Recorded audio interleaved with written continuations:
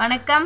நம்ம இன்றைக்கி சிக்கனை வச்சு ஒரு சூப்பரான ரெசிபி செய்ய போகிறோம். அந்த ரெசிபி எப்படி இருக்குன்னா ஜூஸியாகவும் நல்ல ஸ்பைசியாகவும் இருக்கும். நீங்களும் இதை வீட்டில் ட்ரை பண்ணி பார்க்கணும். கண்டிப்பாக சூப்பராக இருக்கும். வாங்க அது எப்படி செய்யறதுன்னு சொல்லி பார்க்கலாம். நான் சிக்கன் நான் 5 பீஸ் எடுத்து வச்சுருக்கேன். தோல் எடுத்துட்டு நல்லா வாஷ் பண்ணி எடுத்து வச்சுருக்கேன். இதில் நம்ம இப்போது 2 ஸ்பூன் மிளகாய்த்தூள் போட்டுக்கிறேன். நல்லா காரமாக.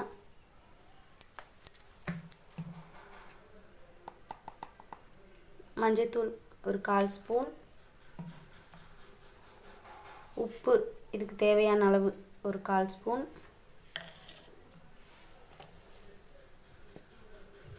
கார்ன்ஃப்ளவர் மாவு ஒரு 2 ஸ்பூன் போட்டுக்கிறேன். நீங்கள் வேணும்னா இன்னும் கூட அதிகமாக போட்டுக்கலாம். அப்புறம் ஒரு 1/4 லெமன் மட்டும் நம்ம புழிஞ்சு விட்டுக்கலாம். இப்போ இது நல்லா மிக்ஸ் பண்ணிக்கலாம். நம்ம கொஞ்சம் கொஞ்சமாக தண்ணி சேர்த்து நம்ம நல்லா மிக்ஸ் பண்ணிக்கலாம். பாருங்கள், நம்ம நல்லா மிக்ஸ் பண்ணி எடுத்து வச்சுட்டோம்.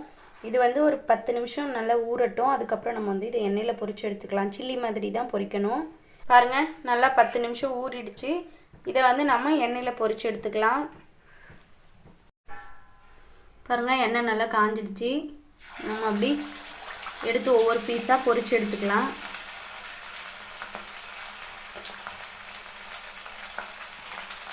நல்லா லோ ஃப்ளேம்லேயே வச்சு எரி விடுங்க. இல்லைன்னா மேலே இருக்கிற மசாலா ரொம்ப தீஞ்சிடும்.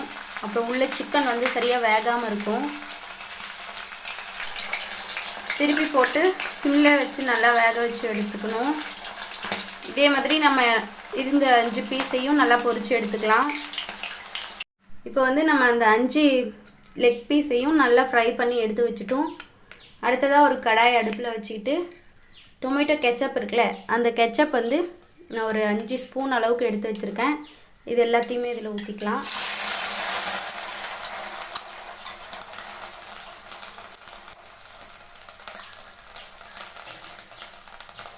அதுக்கப்புறம் காரத்துக்காக இதில் சும்மா கொஞ்சமாக மிளகாய்த்தூள்,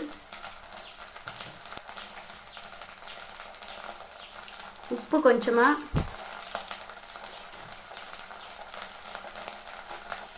மிளகுத்தூள் ஒரு சின்ன ஸ்பூனில் ஒரு 1/4 ஸ்பூன் அளவுக்கு,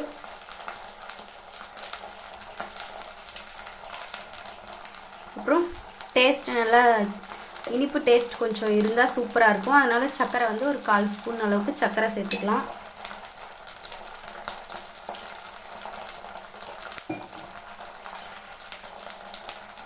அப்புறம் இதெல்லாம் நல்லா மிக்ஸ் பண்ணுறதுக்கு கொஞ்சமாக தண்ணி ஆட் பண்ணிக்கலாம்.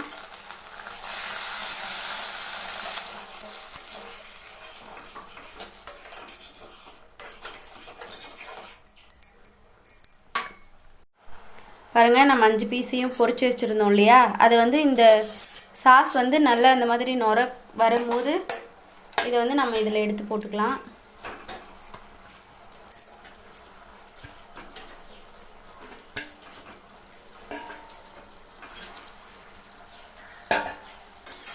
இதை நல்லா அப்படியே ஒரு முறை மிக்ஸ் பண்ணிக்கலாம், பரட்டி விட்டுக்கலாம்.